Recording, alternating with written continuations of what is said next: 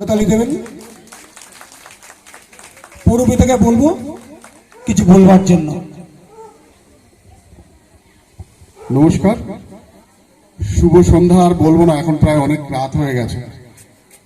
যাই হোক, যাদের আহ্বানে আজকের এই অনুষ্ঠানে আসা শ্রীপুর যুবক সংঘ, সেই যুবক সংঘের সকল সদস্যকে আজ এই রবীন্দ্র জয়ন্তীর প্রাককালে অনেক অনেক শুভেচ্ছা এবং অভিনন্দন জানাই। বিশ্বকবি রবীন্দ্রনাথ ঠাকুরের আজ 164তম জন্মশতবার্ষিকী। আমরা সারা ভারতবর্ষ ধরে আজ হয়তো বিশ্বকবি রবীন্দ্রনাথ ঠাকুরের এই জন্মশতবর্ষ পালন হচ্ছে। বিশেষ করে বাংলায় তো আমরা যারা বাঙালি, বাংলা ভাষায় কথা বলি, আমরা হয়তো রবীন্দ্রনাথ ঠাকুরকে আরো বেশি করে আজকের দিনটাতে মনে করি। খুব ভালো লাগলো যে এই জিনিসটা কিন্তু আমাদের হারিয়ে যেতে চলেছে। মানে বলতে আমার দ্বিধা নেই, 32 নম্বর ওয়ার্ডে প্রায় 16টা ক্লাব আছে।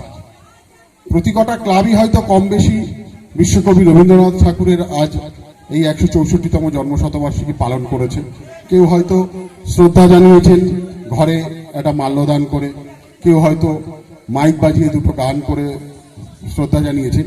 কিন্তু এইভাবে অনুষ্ঠান করে, যেটা আমাদের বিগত দিনের কৃষ্টি, আমাদের সংস্কৃতি ছিল বাংলার, পাড়ার ছোট ছোট মেয়েরা ছেলেরা আবৃত্তি করবে, নাচ করবে, গান করবে, সেটা শ্রীপুর যুবক সংঘই আমার ওয়ার্ডের মধ্যে একমাত্র করেছে। তাই আমার পক্ষ থেকে অনেক অনেক শুভেচ্ছা, অভিনন্দন রইল এই ধরনের একটা কৃষ্টি সংস্কৃতিকে ধরে রাখবার জন্য।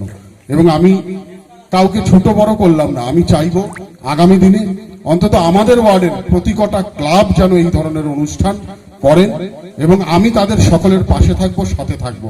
আমার যদি কোনো প্রয়োজনীয়তা দরকার হয় বললেই আমি তাদের সঙ্গে থাকবো। যাই হোক, বিশেষ কিছু বলবো না। আজকের এই অনুষ্ঠানের সফলতা আমি কামনা করি এবং ক্লাবের সকলের ভালো থাকুক, সুস্থ থাকুক। এলাকার সকল মানুষ, অধিবাসী যারা আছেন, প্রচন্ড গরমের পর একটু বৃষ্টিতে আমাদের স্বস্তি দিয়েছে। যাই হোক, সকলে ভালো থাকুন। আমার পক্ষ থেকে অনেক অনেক শুভেচ্ছা এবং অভিনন্দন রইল। ধন্যবাদ।